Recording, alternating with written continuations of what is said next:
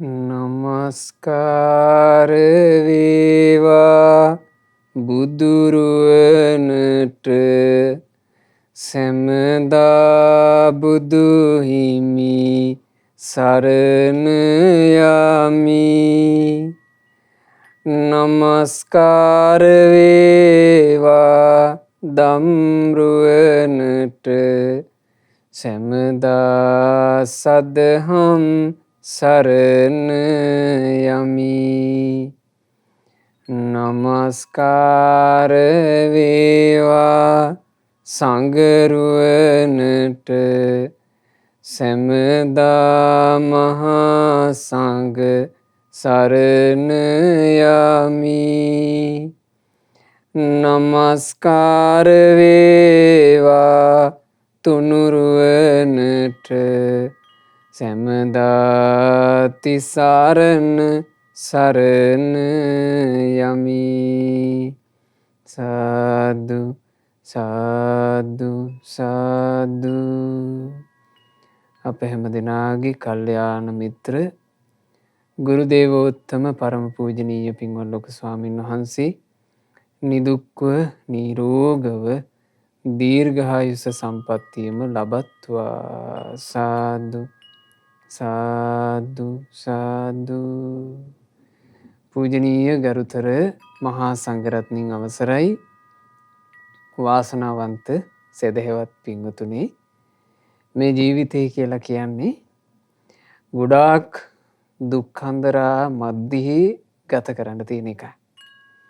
සංසාර ගමන කියලා කියන්නේ සැපක් නෙමෙයි.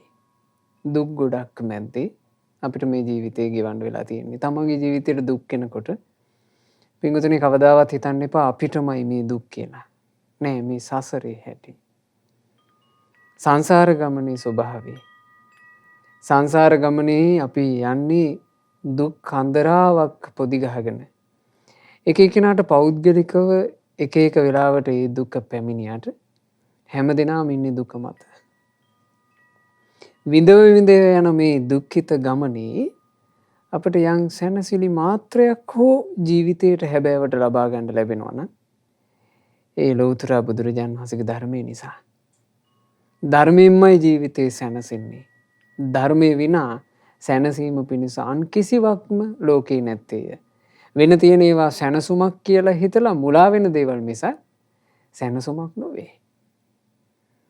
අරහත් සම්මා සම්බුදුරජාණන් වහන්සේ නමකගේ ශාසනයක් මුණ ගැහිම බුදුරජාණන් වහන්සේගේ ධර්මය අසන්නට ලැබීම අපිට සැනසීම පිණිස ලැබිච්ච ලොකු වාසනාවක්. ඒ නිසා ධර්මයෙන්මයි අපට සැනසුම කියන හිත අද මේ හිමිදිරියේම ඇති කරගෙන අපි අද ධර්මයේ ශ්‍රවණය කරමු.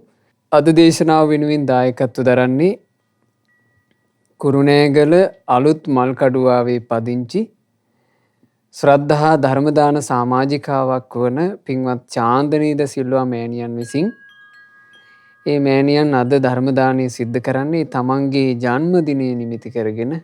තමන්ගේ ජන්මදිනයට මේ ධර්මදානය සිදුකොට රැස්වෙන සියලූම පින් නිදුක් නිරෝග සුව ශාන්තිය පිණිසත් කලන මිතුරු ඇසුරේ සුවසේ දහමේ හැසිරි ධර්මාවබෝධය පිණිසත් හේතු වේවා කියන උතුම් චේතනාවෙන් තමන්ගේ ජීවිතේ විශේෂයෙන් සිහි කරන දිනයක, ජන්මදිනය කියලා කියන්නේ මිනිසෙක් විශේෂයෙන් සිහි කරන දවසක්නේ. ජන්මදින සිහි කරලා නොඑක් බොළඳ දේවල් කරන ලෝකේ ධර්මදාන සමාජිකාවක් වශයෙන් අද මේ මෑණියන් තමන්ගේ ජීවිතේ ධර්මදානය කියන අග්‍රම දානමය පින්කම තමන්ගේ ජීවිතයට අද දවසේත් රැස් කර ගන්නවා. අද දේශනාවේදී අපිට ශ්‍රවණය කරන්න ලැබෙන්නේ ජීවිතය සම්බන්ධයෙන් ලොකු කතාවක් ඉගෙන ගන්න පුළුවන් ධර්මයක්. ඒ කාලේ අපගේ භාග්‍යතුන් වහන්සේ වැඩ හිටියේ කෝලීය ජනපදයේ කුණ්ඩදාන කියන වනයේ. ওই කාලේ ඒ කෝලිය රටේම වාසය කළා සුප්පාවාසා නම් වූ කෝලිය දියණිය. මේ කෝලිය දියණිය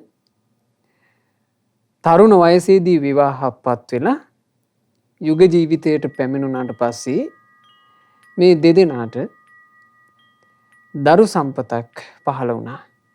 මහා පින්වන්ත දරුවෙක්. මහා පින්වන්තය කියලා කියන්නේ නිකලෙස් වීම පිණිස පුණ්‍ය සම්පත්තියක් ඇති මහා පින්වන්තයෙක් මේ සුප්පා වාසා කියන තරුණ මෑණියන්ගේ කුසේ පිළිසිඳ ගත්තා. මේ මෑණියන් සෝතාපන්න ඵලය සාක්ෂාත් කරලා හිටියේ. බුදුරජාන් වහන්සේ ගැන ධර්මයේ ගැන සංගරුවන ගැන කිසිවෙකුටවත් නොසෙල්විය හැකි ශ්‍රද්ධාවක් තිබුණා. ඇයගේ ස්වාමි පුරුෂයා ඒ වගේම තෙරුවන් කෙරෙහි නොසෙල්වෙන ප්‍රසාදය තිබුණු කෙනෙක්. සෝතාපන්න ගිහි උපාසක උපාසිකාවෝ දෙන්නෙක් තමයි මේ විවාහපත් උනේ. ඒ දෙදෙනාට මේ මහ පින්වන්ත මව්පිය දෙපළට මහා පින්වන්ත දරු සම්පතක් පහළ වෙනවා. ඒ දරු සම්පත කවුද පින්වතුනි? සීවලී කුමාරයා කුසේ පිළිසිඳ ගත්තා.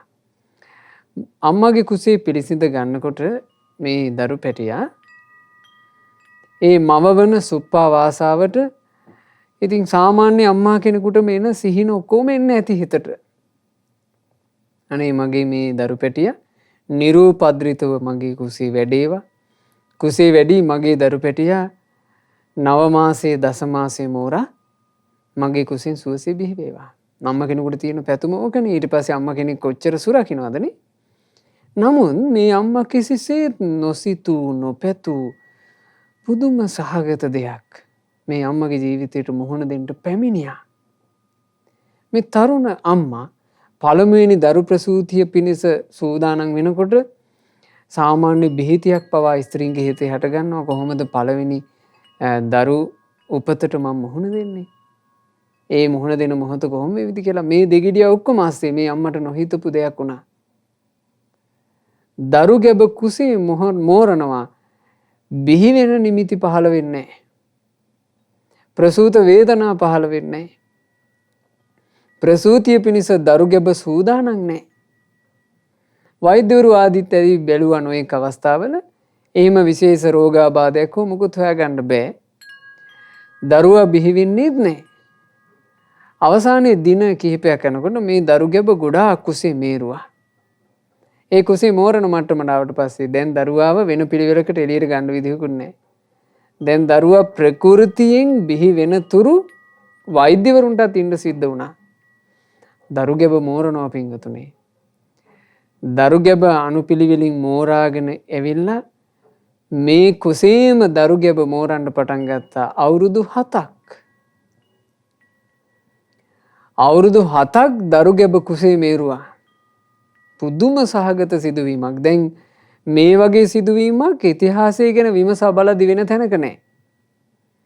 මෙච්චර කාලයක් අම්මා කෙනෙක් දරු ගැබක් කුස දරාගෙන හිටියා කියලා කතාවක්. දරු පැටිය අවුරුදු 7ක් කුසේ මෝරනවා. කුස කොච්චර විශාල වුණාද? 7 අවුරුදු වයස වෙනකොට කුස ගොඩාක් විශාල වෙලා මේ අම්මට කෙලින් ඉන්න බෑ. දැන් මේ අම්මා යහනේ හාන්සි වෙලා අම්මට ගොඩක් වේදනයි වෙහෙස කරයි. කුසේ ඉන්න දරු පැටියටත් වෙහෙස කරයි. දරු පැටියත් දඟලනවා. ඉතින් මෙහෙම සිදුවීමකට මුහුණ දෙන්න සිද්ධ වුණා. ඒක කියනවා අවුරුදු 7කුත් මාස 7කුත් ඔහොම දරු ගැබ හිරවි හිටියා. ඒ දරු ගැබ හිරවි ඉන්නකොට මේ විශාල වෙන දරු පැටියා නොඑක ආකාරයෙන් දඟලන ආදී වෙනකොට මේ අම්මට ගොඩාක් බලවත් මාරාන්තික වේදනාවක් එනවා. උහුල ගන්න බැරි. ඒ උහුල ගන්න බැරි වේදනාවක් එනකොට ඒ අම්මා හැමතිස්සෙම සිහි කළා.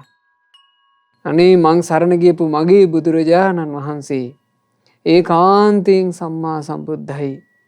මගේ බුදුරජාණන් වහන්සේ මේ ආදී කටුක ගොහෝර දුක් ඇති සංසාර ගමනින් නිදහස් වුණා. මගේ බුදුරජාණන් වහන්සේ නිදහස් වුණා කිය බුද්ධ රත්නය සිහි කර කර මේ අම්මා අඬනවා. බුද්ධ රත්නය සිහි කර හඬා ඉවසුවා. ඒ අම්මට එන වේදනාව බුදුරුවන සිහි කර කර තමයි සංසිඳුවා ගත්තේ. ඊළඟට සිහි කරනවා බුදුරජාණන් වහන්සේ යම් ස්වාක්ඛාත වූ සොඳුරු ධර්මයක් දේශනා කළාද ඒ සොඳුරු ධර්මයෙන් නිවනට පමුණුවනවා. නිවනමයි සාන්ත, නිවනමයි ප්‍රණීත. මෙබඳු දුක් පීඩා යම් තැනක නැත්නම් නිවනමයි ප්‍රණීත, නිවනමයි ප්‍රණීත කියලා ධර්මයේ සිහි කළා. ධර්ම රත්නේ සිහි කර කර දුක සංසිඳුවා ගත්තා. ඊළඟට හිතනවා අනේ ශ්‍රාවක සංගරුවන කොයිතරම් උදාරතර පිරිසක්ද. ඒ උත්තමියෝ සීල සමාධි ප්‍රඥා පුරුදු කරන්නේ මේ වගේ මහා දුක්ඛන්දරාවන්ගෙන් නිදහස් වෙන අදහසින්නේ. ඒකාන්තයෙන් සංගරුවන සුපටිපන්නයි සංගරුවන සුපටිපන්නයි කියලා සංඝරත්නය සිහි කළා. සංගරුවන සිහි කරගෙන දුක සංසිඳව ගත්තා. දැන් මේ අම්මා තෙරුවන් සරණ සිහි කර කර කොහොම හරි මේ දුක් වේදනා උලාගෙන හිටියා. මෙතන ආවේ පින්වතුනි කර්ම විපාකයක්.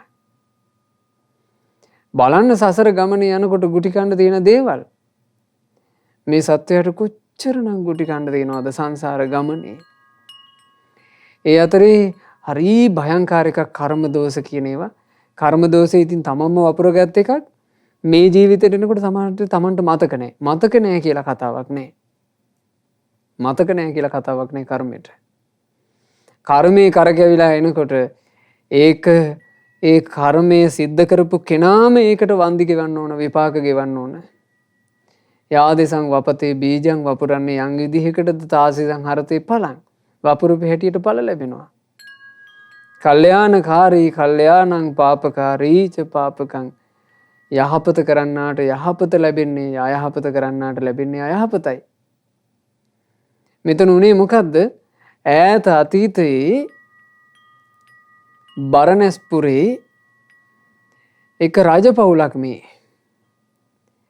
මේ සුප්පවාසා රාජමාතාව සුප්පවාසාවගේ කුසේ පිළිසිඳ ගත්තා වූ සීවලී කුමාරයා ඒ රාජමාතාවගේ පුතා. යම්කිසි යුද්ධමය අවස්ථාවක් යෙදුනට පස්සේ මේ රාජකීය පුතා තමන්ගේ අම්මගෙන් යුද්ධය සම්බන්ධයෙන් උපදෙස් ලැබුවා. මට අසවල් රාජ්‍ය වටන්න ඕන. ඒකට මට අම්මේ උපායක් කියන්න. එතකොට මේ අම්මා කියනවා ඕකට මහා දෙයක් කරන්න දෙයක් නැහැ. යුද්ධ වැදිලා මහා සේනා ව්‍යසනයකට යන්න උවමනාවක් නැහැ. කරන්න තියෙන්නේ මෙච්චරයි. රාජ්‍ය වට කරන්න සේනා බලයෙන්. රාජ්‍ය වට කරලා එළවල් ඔක්කොම වහන්න. ඇතුළට වතුර පොදක් යන්න දෙන්න එපා. ඔය මිනිස්සුන්ට ඇතුළට කිසිම ආහාරයක් යන්න දෙන්නත් එපා. ඇතුළේ ඉන්න කිසි මිනිසෙකුට එළියට එන්න දෙන්නත් එපා. ඔහොම දින කීපයක් තියලා තිබ්බහම ඔය මිනිස්සු නිකම්ම ඔත්පල වෙලා යටත් වෙනවා. අම්මා උපාය කිව්වා. පුතා උපාය ක්‍රියාත්මක කළා. එළපාරවල් වැහුවා, ආහාර පාන නැවැත්තුවා, මිනිස්සු හෙම්බත් කෙරෙව්වා. දින 7ක් හෙම්බත් වෙනකොට මිනිස්සු ඔක්කොම යටත් වුණා. ජනපදය අල්ලගත්තා. අපේ උපාය සාර්ථක වුණා, අපේ උපාය සාර්ථක වුණා කියලා එදා සතුටු වුණා. හැබැයි ඒ උපාය තමන් කරා කර්මයක් විදිහට එනවා නේද කියලා දැක්මක් තිබෙන්නේ බලන්න උපදෙස් දීපු අම්මාට සිද්ධ වෙනවා උපදෙස් ලබාගත් පුතාව තමන්ගේ කුසේ තෙරපාගෙන විඳවන්න. උපදෙස් ගත්ත කෙනාට සිද්ධ වෙනවා උපදෙස් ලබාගත්ත කෙනාගේ කුස ඇතුළට රිංගලා ඒක ඇතුළේ හිර වෙන්න. කර්මය සංසාර ගමන කියලා කියන්නේ බොහෝම භයංකාර එකක්. බොහොම භයංකාර එකක්. ඉතින් සුප්පා වාසාවට මේ සංසිද්ධිය සිද්ධ වෙලා අවුරුදු 7කුත් මාස 7ක් ගත වෙලා අවසාන දින 7 මාස 7 ගත වුණාට පස්සේ දින 7ක් ඉවස ගන්න බැරි බලවත් වූ කර්කස වූ කටුක වූ වේදනා මේ අවුරුදු 7ෙම දැනෙච්ච නැති තරම් තියුණු වේදනා එන්න පටන් ගත්තා. දැන් උහුලන්න අමාරුයි. තමන්ගේ ස්වාමි පුරුෂයාට කතා කරලා කිව්වා අනේ ආර්ය පුත්‍රය ඔබ යන්න බුදුරජාණන් වහන්සේ සම්මුඛයට ගිහිල්ලා භාග්‍යතුන් වහන්සේගේ නිරෝගී බව විමසන්ට. විමසලා අනේ මේ දුක කියන්න. උහුලන්න අමාරුයි ස්වාමීනි දැන් අවුරුදු 7ක් තිස්සේ මගේ ස්වාමී දියණී මේක ඉවසනවා කියලා. ඉතින් මේ ස්වාමි පුරුෂයා ගිහින් කිව්වා. කිව්වහම භාග්‍යතුන් වහන්සේ සෙත් පතනවා. සුඛිනී හෝතු අනේ ඒ සුප්පා වාසාවෝ සුවපත් වේවා. සුවසේ දරු ගැබ වදත්වා කියලා බුදුරජාණන් වහන්සේ ආශිර්වාදයක් කළා. ආශිර්වාද කරපු සැනින් අච්චර විශාල වෙලා හිටපු දරු පැටිය කිසි වෙහෙසක් නැතුව ඒ අම්මාට හානියකුත් වෙන්නේ නැතුව බිහි වුණා.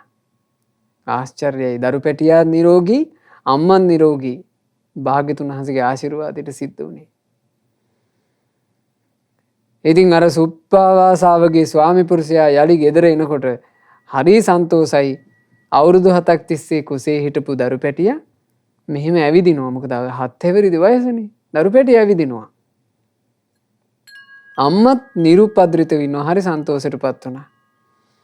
එතකොටම සුප්පාවාස කතා කරලා කියනවා ආරි පුත්‍රී අපේ බුදුරජාණන් වහන්සේගේ ශාස්ත්‍රුන් වහන්සේගේ අසිරියයි මේ. ආරි පුත්‍රී ඔබ යාලිත් යන්න.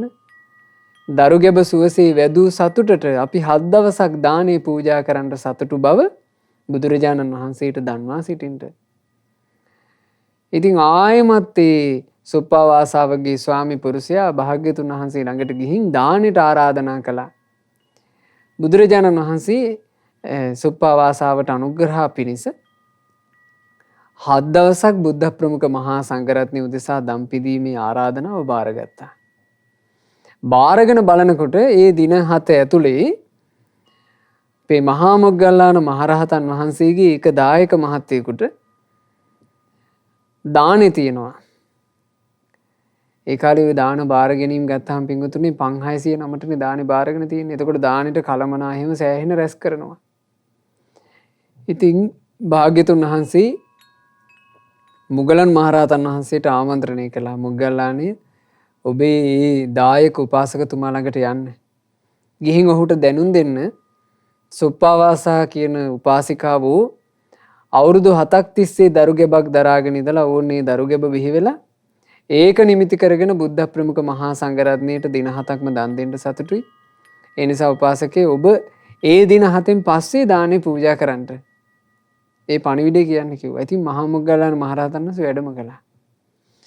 වැඩම කරලා මේ උපාසකතුමාට කියනවා උපාසකේ ඔබේ දානේ දින 7ක් කල් දාන්න සිද්ධ වෙනවා. උපාසකතුමා කිව්වා ස්වාමීනි මට දානේ දින 7ක් කල් යන එක මට ප්‍රශ්නයක් නෙමෙයි. හැබැයි ස්වාමීනි මේ බුද්ධ ප්‍රමුඛ මහා සංඝරුවන විශේෂයි දම් පුදන්ට මං සෑහෙන භෝග සම්පත් නොයේ කලමනා එකතු කරා. ස්වාමීනි මේ කලමනා සෞතු නොවී තිබුණොත් ඒ මං දානයට එකතු කරගත්ත නොයෙක් දේවල් විනාශ වෙන්නේ නැත්නම් ඊළඟට ස්වාමීනි මගේ ජීවිතේ මේ දින 7 ඇතුලේ මගේ ජීවිතේ රැකුණොත් මට දන් දෙන්න ලැබෙන්නේ. ඉතින් මගේ ජීවිතේට අතුරු ආන්තරාවක් වෙන්නේ නැත්තම් ඊළඟට ස්වාමීනි මගේ ශ්‍රද්ධාව බුද්ධ ප්‍රමුඛ මහා සංඝරත්නය ගැන මගේ හිතේ තියෙන පැහැදීම ඒක වෙනස් වුණේ නැත්තම් ඕන් ওই තුන වෙනස් වෙන්නේ නැත්තම් ස්වාමීනි මට කිසි ප්‍රශ්නයක් නැහැ කිව්වා. එතකොට මහා මොග්ගල්ලාන මහරහතන් වහන්සේ කියන උපාසකේ ඔබේ දාණයට ඔබ එකතු කරගත්ත කලමනා සම්බන්ධයෙන් කිසි ප්‍රශ්නයක් නැහැ. ඔබේ කලමනා ටික මට සුරැක දෙන්න පුළුවන්. ඒක කරන්නේ 이르දි බලයෙන්. ඊළඟට මුගලන් මහරහතන් වහන්සේ බැලුවා මෙතුමගේ ආයුෂ තියෙනවා. දැන්ම මැරෙන කෙනෙක් නෙමෙයි. ඒ නිසා ඒකේ ප්‍රශ්නිකුත් නැහැ. ඊළඟට මුගලන් මහරහතන් වහන්සේ කියනවා උපාසකය ශ්‍රද්ධාව කියන එක නම් ඔබම රකින්න ඕන. ඔබේ ජීවිතේ රැකවරණය සම්බන්ධයෙන් ප්‍රශ්නිකුත් නැහැ. ඔබේ භෝග සම්පත් වල ආරක්ෂාව සම්බන්ධයෙන් ප්‍රශ්නිකුත් නැහැ. ශ්‍රද්ධාව නම් ඔබ රැක ගන්න ඕන.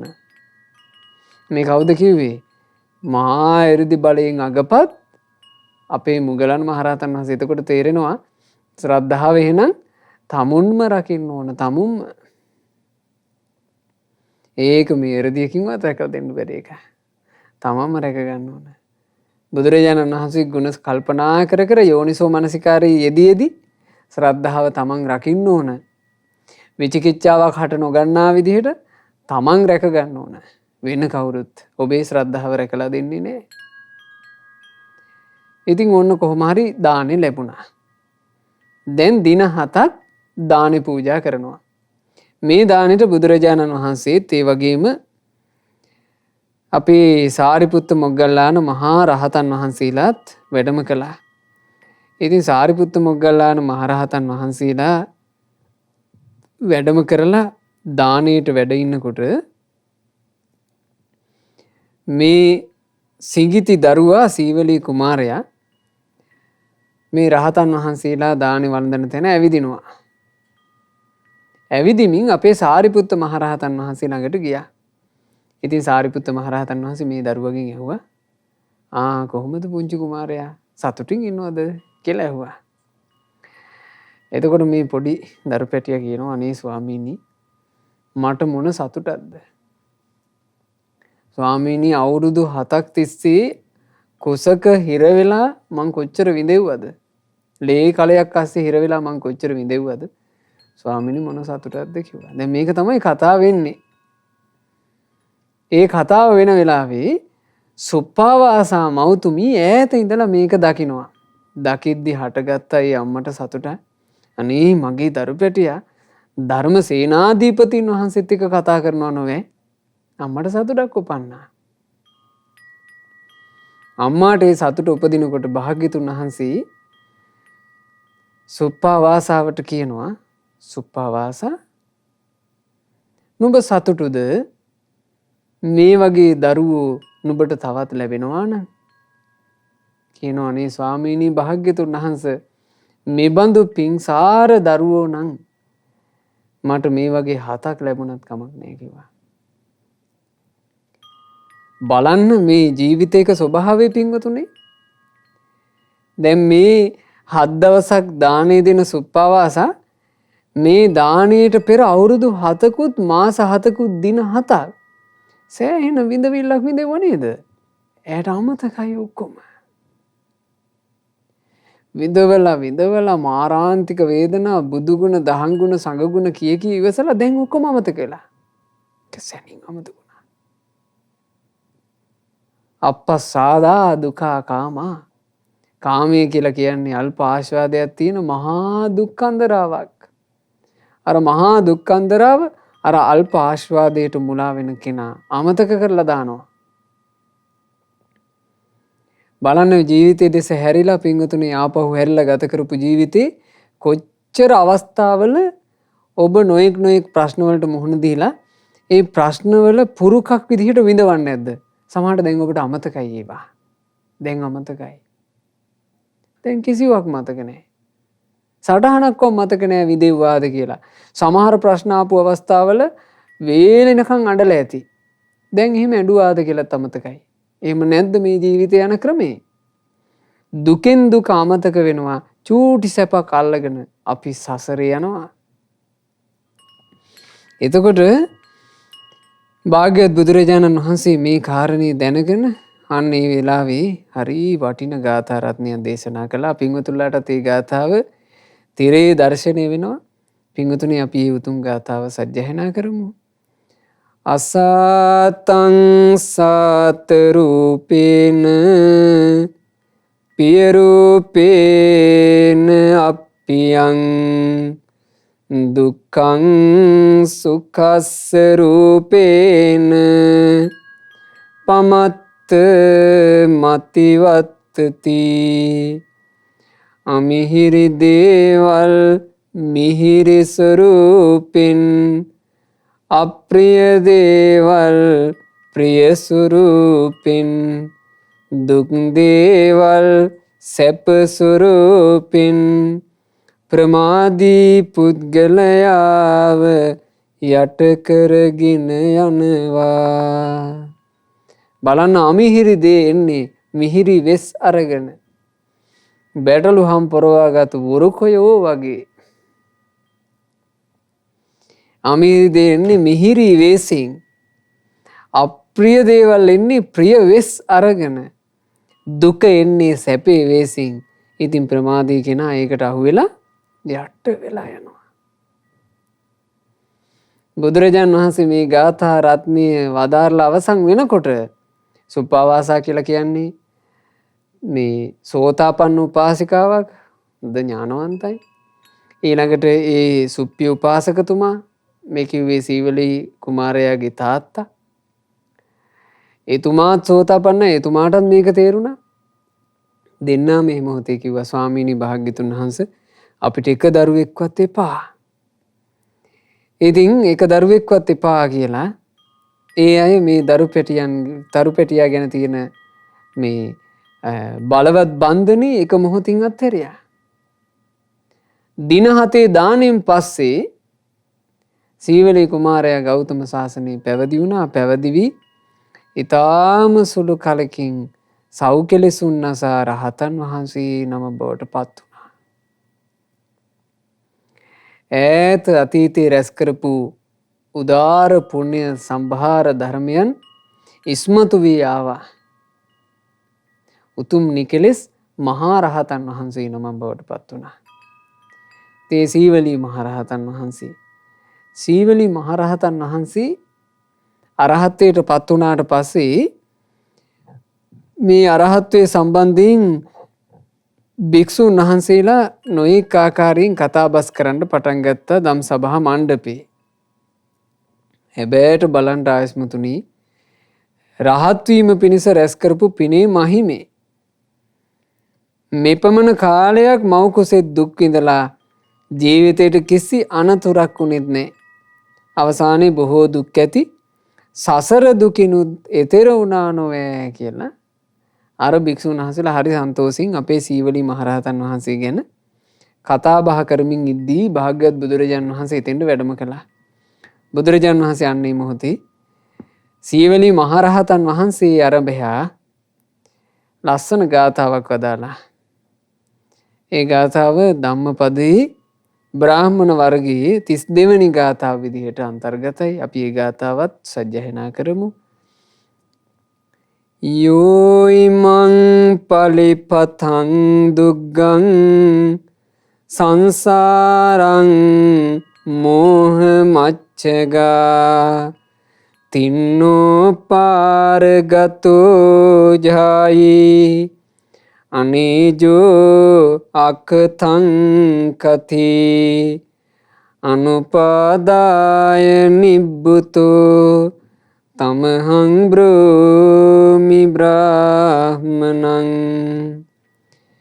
යමෙක් ඊතර වූයේ නම් මේ කෙලෙස් මඩ ගොහරුවෙන් මහා මෝහ ඇති මේ සසරත් ඉක්මවා ගියේ නම් මෙනවින් තරණය කොට එතරටම ගියේ දෙහෙන් සුවින් කල් ගෙවමින්නේ නිකෙලෙස් වී සැක රහිතව සිටියේ කිසිවකටත් ග්‍රහණය නොවුනේ නිවි නිවි ගිය සිත් නැත්තේ බමුණු කියා ඔහු හට කියමි. ආන් ඒ කෙනාට තමයි බ්‍රාහ්මණ එහෙම නැත්නම් ශ්‍රේෂ්ඨයා කියලා කියන්නේ. මේ කෙලෙස් මඩ ගොහරුවෙන් ඈතර වෙච්ච කෙනාට. කෙලෙස් ගැන බුද්ධ ආදී සත්පුරුෂ උත්තමයෝ වදාළේ මඩ ගොහරුවක්. එරෙනවා මඩ ගොහරුවේ ස්වභාවය එරෙනවා. වැටිච්චි කෙනා යටට එරෙනවා. රාගය කියලා කියන්නේ සත්වයා එරෙන මඩ ගොහරුවක්. ද්වේෂය කියලා කියන්නේ සත්වයා එරෙන මඩ ගොහරුවක්. මෝහය කියලා කියන්නේ සත්වයා එරෙන මඩ ගොහරුවක්. නොයෙක් දෘෂ්ටි කියලා කියන්නේ සත්වයා එරෙන මඩ ගොහරුවක්. එරෙනවා එරිල්ලක්. හැබැයි තේරෙන්නේ නැත්තේ මොකෝ? මේ මඩ ගොහරුවේ ස්වභාවය තමයි අමිහිරි උනත් මිහිරි වෙසින් එන්නේ. මිහිරි වේසෙන් තියෙන්නේ. මිහිරි වේසේ නිසා අමිහිරි භාවය පේන්නේ නැතුව යනවා.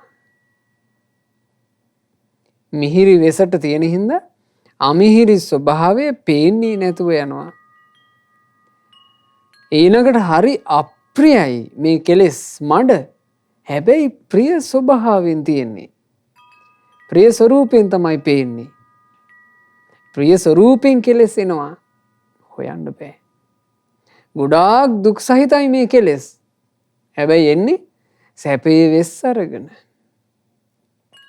බුද්ධ ශාසනයේ මහාන වෙච්ච එක භික්ෂුන් වහන්සේ නමක් තමන්ගේ බිරින්දෑව සිහි කර වාසය කරලා අවසානයේ සිවුරු වරින්න තීරණය කළා. බිරිඳත් ඒකට හේතු වුණා. මොකද බිරිඳ නිතර දෙවියලේ මේ භික්ෂුන් වහන්සේට ඔය තුණ්ඩ කෑලි වල එක එක කතන්දර ලියලා මේ භික්ෂුන් වහන්සේට එවනවා එක එක මිනිස්සු අතේ. අනේ ඔයයිට අපිව මතක් වෙන්නේ නැතුවද දැන් ඉතින් අපිව එච්චර ලේසියෙන් අමතක කළාද? කොහොම ගල් හිතක්ද ඕක? ඔය වගේ හිතකටද මං ආදරය කළේ ගගා. දැන් මේ වගේ නොයෙක් මේ කතන්දර ලියනවා මේ බිරිඳ ලියලා පොඩි පොඩි කොලේව්වා. අවසානයේ මේ භික්ෂුවගේ හිත කැළඹුණා. මේ භික්ෂුවට බෑ දැන් පැවිද්දේ හිත පිහිටුව ගන්න. භාග්‍යවත් බුදුරජාණන් වහන්සේ ළඟට වැඩම කරලා කිව්වා ස්වාමීනි භාග්‍යතුන් වහන්සේ මට සිවුරු වරින්න ඕන. බුදුරජාණන් වහන්සේ වදාලා ඇයි පින්වත් භික්ෂුව ඔබ සිවුරු වරින්න කල්පනා කළේ? ස්වාමීනි මට මගේ බිරිඳ සම්බන්ධයෙන් හරි වේදනයි. ඈ නිතරම මට නොයෙක් දේ පණිවිඩ එවනවා. ස්වාමීනි ඉතින් ඈත් අසරණයි නොවේ. මං කල්පනා කළේ සිවුරු ඇරලා ගිහිල්ලා ඈත් එක්ක පිනක් දහමකුත් කරගෙන ඉතින් සතුටින් ජීවත් වෙනවා කියලා. බුදුරජාණන් වහන්සේ වදාලා භික්ෂුව ඔය ආත්මාර්ථකාමී තැනැත්තිය. තමන්ගේ සැපේ විතරක් හිතන කෙනෙක්. අතීතෙත් එහෙමයි. අතීතෙත් ඔය ආත්මාර්ථකාමී තැනැත්තියට අහුවෙලා ඔබ වෙනසුණා නොවේ කිව්වා. දැන් මේ ජීවිතෙත් වෙනසෙන්නද යන්නේ කියලා ඇහුවා. අතීතය ගැන මේ භික්ෂුව දන්නේ නැහැ. අතීතය කියන එක ගැන පින්වතුනි අපි දන්නවද? අපි දන්නේ නැහැ. අපිට පෙර ජීවිතයකට හැරී බලන්න පුළුවන් කමක් නැහැ. පෙර ජීවිතයක් ඕනේ අපේම පුංචි සංදි අපට සිහි වෙන්නේ. අපේම අම්මාගේ කුසේ හිටපු කාලේ අපිට සිහි වෙන්නේ. එතනින්ම තේරුම් ගන්න ඕන අපි කොච්චර අදක්ෂයෝද කියලා. අපිට එහෙම හැකියාවක් නැහැ. අම්මාගේ කුස ඇතුලේ අන්ධකාරේ අපි හිර වෙලා කොච්චර බහින් ඉන්නේ නැද්ද අමතකයි අපිට. අම්මාගේ කුසෙන් බිහි වෙන දවසේ අර තෙරපීගෙන එනකොට අපේ ශරීරවලට කොච්චර වේදනාවක් දැනෙන්නේ නැද්ද අමතකයි අපිට ඒවා. ඒ ඔක්කොම අමතකයි. පුංචි සංදිය දේවල් අපිට අමතකයි. එහෙව් අපිට සසරක කතාවක් මතක තියෙයිද? ඉතින් ඒ නිසා බුදුරජාණන් වහන්සේ මේ කාරණේ වදාරනකොට අර භික්ෂුව කියනවා ස්වාමීනි භාග්‍යතුන් වහන්සේ මං අහන්න සතුටුයි. ඒ මාහටම අතීතේ වැරදිච්චි මේ ස්ත්‍රී නිසාම වැරදිච්චි කතාව බුදුරජාණන් වහන්සේ වදාළ භික්ෂුව නුඹ ඈත අතීතේ බරණැසට සමීපයේ නගරයක පොඩි දුප්පත් පවුලක උපන්නා. තරුණ වයසට එනකොට නුඹ ඒ වගේම දුප්පත් පවුලකින් විවාහයක් කරගෙන කැන්දාගෙන ආවා ස්ත්‍රියාවක්. ඔය ඒ ස්ත්‍රියව තමයි කිව්වා ඔය තාමත් ඉන්නේ. ඒව තමයි කිව්වා එදාත් කැන්දාගෙන ආවි බලන්න පින්වතුනි සංසාරේ හැටි. එකම ජෝඩුව යලි යලි ජෝඩු වෙනවා. සසරේ ස්වභාවය. සසරේ ස්වභාවය. මෙහිම සංසාර ගමනක් නිසානේ බුදුරජාණන් වහන්සේ මේකෙන් නිදහස් වෙන්න කියලා නිතර ධර්මයේ කියන්නේ. ඇයි වැරදිච්ච තැන ආය වරදිනවා. ඒ ක්‍රමයටම වරදිනවා. අසත්පුරුෂයන්ට අහුනොත් එහෙම ඒ අසත්පුරුෂයම ආය හම්බෙනවා. අපිව විපතේ හෙළන අයව හම්බෙනකොට සසරේ ආය ඒ අයම හම්බෙනවා. පුදුම සසර කතාවක් මේ අපිට තියෙන්නේ. එතකොට මේ භික්ෂුන් වහන්සේට භාග්‍යතුන් වහන්සේ දේශනා කරනවා භික්ෂුව ඒ කැන්දාගෙන ආපු තරුණීට ඔබ ගොඩාක් ආදරය කළා. ඇගේ රූපෙට ඔබ වසඟ වී සිටියා. එක කාලෙක ওই බරණැස සමීපයේ උත්සව සැනකිලි සමයක් ඇවිල්ලා.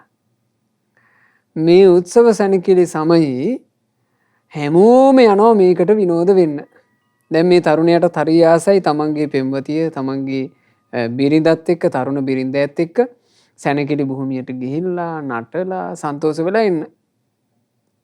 ඉතින් මොහු හරි සන්තෝෂෙන් ඇවිල්ලා තමන්ගේ බිරිඳට කිව්වා නේ සොඳුරි ආන්න සැනකිලි සමය පටන්ගෙන අපිත් යන් සැනකිලි වල සතුටු වෙන්න. බිරිඳ මූණ එල්ලගෙන අර බිරිඳගේ මෙයා බලන්න ආස කරන සුන්දර ලස්සන හිනා නෑ දැන් එල්ලගෙන. එතකොට මොහු ඇහුවා ඇයි සොඳුරි මේ? කිව්වා මට බෑ කිව්වා ඔය සැනකිලි වලට ඉන්න. මට ඕනේ නෑ කිව්වා. අහනවා සොඳුරි ඇයි ඔයා සතුටු වෙන්න අකමැති? නෑ මං සතුටු වෙන්න අකමැත්තක් නෙමෙයි. මට අලුත් ලස්සන වස්ත්‍රයක් නැතුව මට බෑ කිව්වා ඔය අනික් කාන්තාව තැන නිකන් දෙවනි වෙන්න. මට ලස්සන වස්ත්‍රයක් තිබුණොත් ඉන්න අලුත් ඇඳුමක් තිබුණොත් ඉන්න මං එනවා කිව්වා. අනේ එතකොට මේ තරුණයා හරි අසරණයි. මේ තරුණයාට සල්ලි භාගෙ නෑනේ. මේ තරුණයා කියනවා සුන්දරී ඔයා දන්නවානේ මං කොහොමද එකපාර ඔයාට අලුත් වස්ත්‍ර අරන් දෙන්නේ. මගේ අතේ එහෙම සල්ලි නෑ. ඉතින් ඒ නිසා තේරුම් ගන්නට මේක කිව්වා. එතකොට ඇය කියනවා අලුත් වස්ත්‍ර අරන් දෙන්න සල්ලි නැති බව හැබෑව. ඔය තියෙන වස්ත්‍ර වලට අලුතින් ඩයි කරන්න බැරිද කියලා ඇහුවා. ඉතින් ඇහුවා මොනවද ඩයි කළ යුත්තේ? ඇය කියනවා රතු පාට මල් జాතිය. මේ කාලේ තිබිලා තියෙනවා රතු පාට මල් జాතියක්. නාංගේ මල් జాතිය රජුගේ උයනේ තිබිලා තියෙන්නේ. ඒ රාජකීය උයනේ තියෙන මල් జాතිය ගෙනල්ලා ඒ මලේ කහට වලින් රක්ත වර්ණයෙන් මගේ වස්ත්‍ර ටික මේ පාට කරමු. ඒ පාට කරපු වස්ත්‍රය ඇඳගෙන මම එන්න කිව්වා සැනකෙළි භූමියට. දැන් බිරිඳගේ හිනහව වෙනස් මේ මූණ වෙනස් වුණා. දැන් බිරිඳ හිනහ වෙලා කියනවා. අතින් අල්ලලා අර තරුණ ස්වාමි පුරුෂයාට කිව්වා අනේ මං හරි ආසයි රතු පාටට හරි ලස්සනට ගවුම ඇඳලා ඔයාගේ අතේ එල්ලිලා ඔයාගේ ශරීරයට හේතු වෙලා මේ සැනකිලි භූමියේ ලාසනට ඇවිදින්න මං සතුටුයි කිව්වා. මේ සැනකිලි භූමියේ ඔයත් එක්ක එකට නටන්න මං සතුටුයි කිව්වා. දැන් මේ කියනකොට අර තරුණයාට මෙව්වා මෙවි පේනවා. ඇය තමන්ගේ අතින් අල්ලගෙන තමන් සමීපෙට වෙලා තමන් ළඟ කැරකි නටන හැටි. දැන් මෙයාට මැවෙනවා. චිත්ත රූප මැවෙනවා කියන එක 아무තු එකක් නෙමෙයි. චිත්ත රූප මැවීම කියන එක අපි හැමෝම වගේ මේ ජීවිතේ කරලා තියෙනවා නොඑක් ඒවා මවන එක.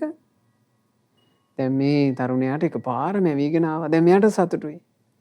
බොහොම අගේ ඇති අදහස. ඉතින් සොඳුරී ඔය රතු මල් මං කොහෙන්ද හොයන්නේ කියලා ඇහුවා. කිව්වා තියෙන්නේ රජුරුවන්ගේ උයනේ. කිව්ව ගමන් තරුණයා තැතිගත්ත තරුණයා කියනවා සොඳුරී රජුගේ උයනේ තියෙන මල් අපි කොහොම ගන්නද? අපට අයිති නෑ නෝ කිව්වා. ඕන්න ආයෙමත් බිරිඳ මූණ එල්ල ගත්තා. මූණ එල්ලගෙන ගස්සලා තරහ වෙලා අමනාප වෙලා මේ තරුණ ස්වාමි පුරුෂයාට කියනවා තමන්ගේ බිරිඳට හරියට ආදරය කරන මිනිස්සෙකුට නම් ඕක මහා කජ්ජක්.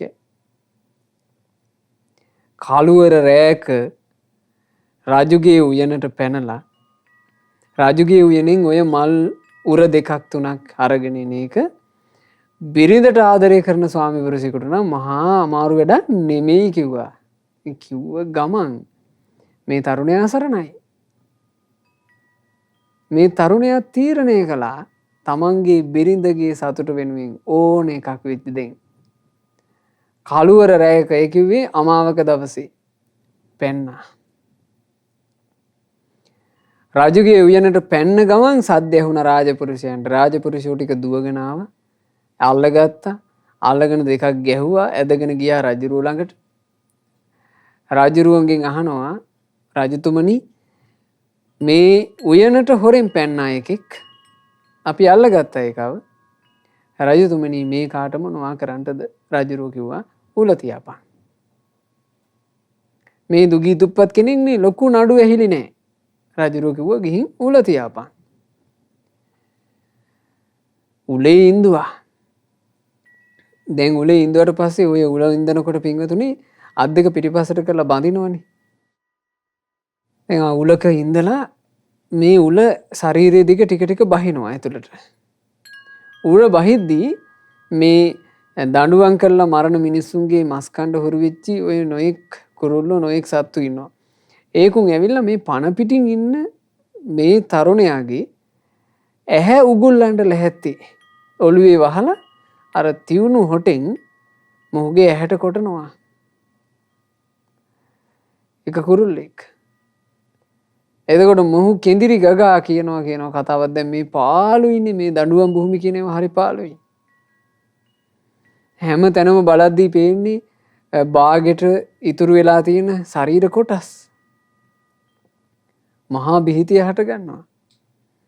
මේ තරුණයා කියනවා මට මේ මගේ ඇහැ උගුල්ලන කපුට මේ ඇහැ උගුල්ලන කුරුල්ලා මගේ ඇහැ උපුටා ගනිද්දී දැනෙන වේදනාව නෙමෙයි වේදනාව. මගේ ශරීරය දිගේ උලක් බහිනවා. ඒක නෙමෙයි මට තියෙන වේදනාව. ඊළඟට මට මේ මරණේ බය දැනෙනවා. ඒක නෙමෙයි මට තියෙන වේදනාව. අයියෝ මට මගේ ප්‍රිය බිරිඳ රතු පාට වස්ත්‍රය ඇඳලා ඉන්නකොට ඒ වස්ත්‍රය ඇඳ සිටින ඇයත් සමග අර සැනකිලි භූමියට ගිහිල්ලා ඇයව සන්තෝෂ කරමින් මට ප්‍රීති වෙන්න බැරුව ගියානේ. අනේ දැන් ඇය මට අහිමි වෙනවා නේද? ඇය මං ගැන මොනවා හිතනවා ඇතිද? මෙහෙම හිත හිතා රාගසිතින් මැරුණා. රාගසිතින් මිය ගිහිල්ලා ඔහු උපන්නා නිරයේ. බුදුරජාණන් වහන්සේ වදාලා භික්ෂුව ඔය ආත්මාර්ථකාමී තමන් ගැන විතරක් හිතන ස්ත්‍රියාවෝ නිසා නුඹ පෙර ජීවිතෙත් වෙනසුණා. දැන් මේ ජීවිතෙත් වෙනසෙන්න ලැහැත්ති කිව්වා. අර රජ වෙන්නට පයින්නවා වගේ මේ උතුම් පැවිද්දත් හැරලා මොකේද මේ පයින්න ලැහැත්ති? ආයෙම ගිහි ජීවිතයට පයින්නයි ලැහැත්ති. බිරිඳ නිසා, ස්ත්‍රියව නිසා. එතකොට මේ භික්ෂුවට කිව්ව ගමන් මේක තේරුණා. සිහි උපන්නා. බුදුරජාණන් වහන්සේ චතුරාර්ය සත්‍ය ධර්මයේ දේශනා කරද්දී කෙලෙස් මඩ ගොහරුව ඉක්මවා ගියා. හරි බුදුම සහගතයි. මහා මෝහ ඇති මේ සසරත් ඉක්මවා ගියා. මහා මෝහ කියලා කියන්නේ අවිද්‍යාව. අවිද්‍යාව තමයි මහා මෝහය. දුකක් තියෙන බව දන්නේ දුක්ඛේ අඥානං, දුක්ඛ සමුදයේ අඥානං. මේ දුක හට ගැනීමක් තියෙනවා කියන එක දන්නේ නේ. දුක්ඛ නිරෝධේ අඥානං, දුක නිරුද්ධ කරන නිවනක් තියෙනවා කියලා දන්නේ. දුක්ඛ නිරෝධ ගාමිනියා පටිපදාය අඥානං, දුක නිරුද්ධ කරන ප්‍රතිපදාව දන්නේ.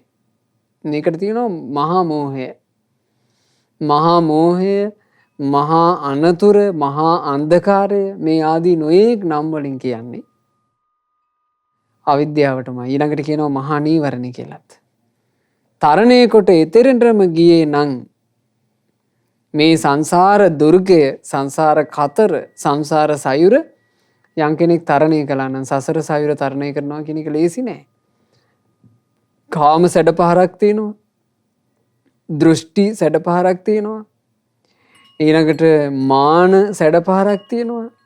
අවිද්‍යාව සැඩපහරක් තියෙනවා. මේ වගේ බේරිලා තමයි මේක කරන්න තියෙන්නේ. ඉතින් එතරම්ම ගියපු කෙනා ධ්‍යාන සෝයෙන් කල් ගෙවනවා.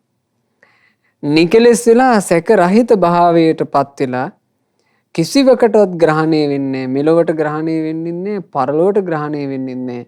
තමන්ට ග්‍රහණය වෙන්නේ නැහැ, අනුන්ට ග්‍රහණය වෙන්නේ නැහැ. ග්‍රහණය නොවෙන්න හේතුව මොකද්ද?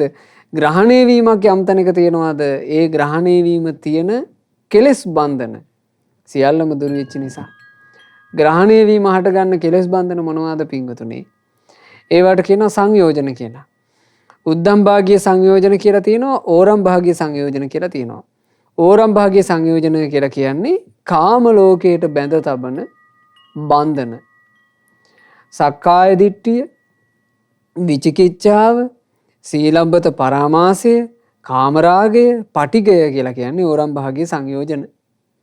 ওই ඕරම් භාගීය සංයෝජන වලින් සංයෝජන ධර්ම 3ක් කැඩී යනවා සෝවාන් වෙනකොට. සෝතාපන්න ඵලයේ සාක්ෂාත් කරද්දී සංයෝජන 3ක් කැඩී යනවා. ඒ සංයෝජන 3 තමයි සක්කාය දිට්ඨි, විචිකිච්ඡා, සීලබ්බත පරාමාස. ඒ සංයෝජන කැඩුනට පස්සේ මේ කාම ලෝකයේ කෙනා නිරේ යන ස්වභාවයෙන් නිදහස්. බලන්න මම ඒකයි කිව්වේ මේ විඳවන ලෝකේ සැනසුම තියෙනවනම් සැනසුමක් තියෙන්නේ බුද්ධ ශාසනය විතරයි, වෙන තැනක නෑ. වෙන තැනක ඇත්තේ නෑ. බලන්න සම්පූර්ණ නිදහස්. අපායෙන් නිදහස්. ඊළඟට ඕරම් භාග්‍ය සංයෝජන වලින් ඉතුරු සංයෝජන දෙක කාමරාග පටිගත් දුරු වෙලා ගියාට පස්සේ කාමරාග පටිග දුරු වෙච්චි කෙනා, ඒ සංයෝජන ධර්මයේ දුරු වෙච්චි කෙනා අනාගාමී ඵලය සාක්ෂාත් කරනවා. කාම ලෝකයෙන්ම නිදහස්. ඒ කාම ලෝකයෙන් නිදහස් වෙච්ච කෙනා තවදුරටත් ධර්මයේ හැසිරෙද්දී එයා උද්දම් භාගීය සංයෝජනන් නැසනවා. මොනවද උද්දම් භාගීය සංයෝජන? රූප රාග, අරූප රාග, මාන, උද්ධච්ච, අවිජ්ජා කියන පහ. මේ සංයෝජන ඔක්කොගෙම නිදහස් වෙච්ච උත්තමයාට කියනවා රහතන් වහන්සේ කියලා. ඒ නිවි නිවි ගිය සිත් ඇති කෙනාට භාග්‍යවත් බුදුරජාණන් වහන්සේ බ්‍රාහ්මණයා කියලා කියනවා.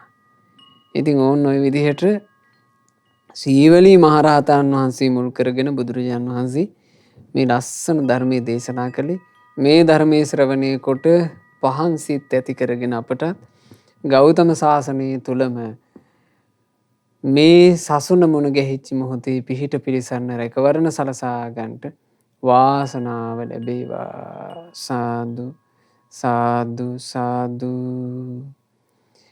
රැස් කළ උදාරතර පුණ්‍ය ධර්මයන් සියලු දෙවියෝ සතුටින් අනුමෝදන් වෙත්වා. සක්දෙවිඳුන් සතරවරම් දෙවිවරු සෙම්පති දෙවියන් ප්‍රධාන කොට සදෙව් ලෝකවාසී සියලු දෙවිවරුත් අපගේ ඉෂ්ඨකාමී හිතකාමී සියලු දෙවිවරුත් ලංකා භූමිය සොරකින සියලුම දෙවි දේවතාවුනුත් පින් අනුමෝදන්ව දෙවියෝ දිව්‍ය සැපින් වැඩේවා දිව්‍ය ආශ්චර්යයෙන් වැඩේවා. ඒ දෙවියෝ අප හැම දිනාවම යෙහින් ආරක්ෂා කරත්වා. සාදු සාදු සාදු. අපගේ ගුරු දේවෝත්තම පරම පූජනීය පින්වත් ලොකු ස්වාමීන් වහන්සේට සියලු පින් අනුමෝදන්ව ගුරු දේවයන් වහන්සේ නිදුක්ව නිරෝගව දීර්ඝායුෂ සම්පත්තියම ලබත්වා ගෞතම සාසනය තුලම ධර්මාවබෝධයෙන් සැනසේවා. සාදු සාදු සාදු. රැස් කළ සියලු පින් මහමෙවුනා වාසී රටලෝක වාසී පූජනීය මහා සංඝරුවනටත් සිල් ගුණ පුරන අනගාരികා මෑණියන් වහන්සේලාටත් පැවිදි අපේක්ෂාවෙන් සිටින පින්වත් හැම දෙනාටත් අනුමෝදන්ව ගෞතම සාසනය තුලම ධර්මාවබෝධයෙන් සැනසේවා. සාදු සාදු සාදු. මේ රැස් කර ගන්නට යෙදුණු සියලු පුණ්‍ය ධර්මයන් අද දවසේ ජන්මදිනයේ සමරන පින්වත් චාන්දනීද සිල්වා මෑණියන්ට අනුමෝදන්ව මෑණියන් නිදුක් වෙත්වා නිරෝග වෙත්වා සුඛී සුවපත් භාවය ලබත්වා දීර්ඝායුෂ සම්පන්නිය ලබත්වා. මේ සියලු පුණ්‍ය ධර්මයන්ගේ ආශිර්වාදයෙන් රත්නත්‍රයේ ආශිර්වාදයෙන් දෙවියන්ගේ ආශිර්වාදයෙන් කලන මිතුරු ඇසුරේ සුවසේම පින් රැස් කරගෙන ධම්මග දියුණු කරගෙන ගෞතම සාසනයේම ධර්මාවබෝධ කරන්ට මෑණියන්ට වාසනාව ලැබේවා කියලා අපි ආශිර්වාද කරනවා සෙත් පතනවා. පින්වත් චාන්දනීද සිල්වා මෑණියන්ගේ නමින් මියයන්ට යෙදුණු සියලු ඥාතීන්ට පින් අනුමෝදන්ව ඥාතීන්ගේ පරලෝ ජීවිතේ සැපයටමපත් වෙත්වා. අපගේ ඥාතීන් ඉක්මන් භවයකදීම සසර දුකින් අත මිදේවා කියන ප්‍රාර්ථනාවෙන් පින් අනුමෝදනා සිදු කරන්න. විදේශගතව සිටින පින්වත් ලහිරු පුතාට පින් අනුමෝදන් වෙත්වා. ඒ වගේම සයුන් තිලෝත්ම චූටි පුතාට නාලිනා දියණියට ඒ වගේම සීතා රංජනී ඩේලියා රමණි මාලි මාලිකාරච්චි හීන්කෙන්ද දීපා යන ඒ කල්යාණ මිතුරියෝ සියලු දෙනාට පින් අනුමෝදන් වෙලා නිදුක් නිරෝග සුව දීර්ඝායුෂ සම්පන්නිය සැලසේවා. මේ මාසයේම ජන්මදිනයන් යෙදෙන පින්වත් නිලු උද්දිත බණ්ඩාර ජයතිලක යන අයටත් මේ සියලු පුණ්‍ය ධර්මයන්ගේ ආශිර්වාදයෙන් සියලු යහපත අභිවෘද්ධියම සැලසේවා. මේ වෙනකොට අසනීප තත්වයෙන් පසු වෙන පින්වත් උපාලි පණ්ඩිත මහත්මයාට මේ සියලු පුණ්‍ය ධර්මයන්ගේ ආශිර්වාදයෙන් ඉතා ඉක්මනින්ම නිදුක් නිරෝග සුවපත් භාවය ලැබෙත්වා කියලා අපි ආශිර්වාද කරනවා සෙත් පතනවා. ධර්ම දානයේ සිදු කළ කුරුණෑගල අලුත් මල් කඩුවාවේ පදිංචි ශ්‍රද්ධා ධර්මදාන සමාජිකා පින්වත් චාන්දනීද සිල්වා මෑණියන්ටත් පවුලේ සියලු දෙනාටත් පින් අනුමෝදන්ව සියලු දෙනා නිදුක් නිරෝග සුව ලබත්වා දීර්ඝායුෂ ලබත්වා. ජීවිතේ කරන කියන රැකිරක්ෂා ව්‍යාපාර ආදිය දූදරු මුණුපුරු මිනිපිරියන්ගේ අධ්‍යාපන කටයුතු ආදිය ਸਰව ප්‍රකාරයෙන් සාර්ථක වෙත්වා. කරදර බාධා සියල්ල දුරු වෙත්වා. කලන මිතුරු ඇසුරේ සැනසෙල්ලේ පින් රැස් කරගෙන ධම්මග දියුණු කරගන්නට සියලු ආකාරයෙන් අවකාශ සැලසෙත්වා. ශ්‍රද්ධා මාසික ධර්මදාන සමාජික පින්වත් හැම දෙනාටත් ශ්‍රද්ධා කාර්ය මණ්ඩලයේ සියලුම දෙනාටත් සුපින්වත් ඔබ හැම දෙනාට මේ ගෞතම බුදු සසුන තුලම ධර්මාවබෝධ කරන්ට වාසනාව ලැබේවා. හැම දිනාටම තෙරුවන් සරණයි. නමෝ බුද්ධාය. මෙවැනි වටිනා ධර්ම දේශනා ශ්‍රවණය කිරීමට ශ්‍රද්ධා ඩේලි YouTube චැනලය සබස්ක්‍රයිබ් කරන්න.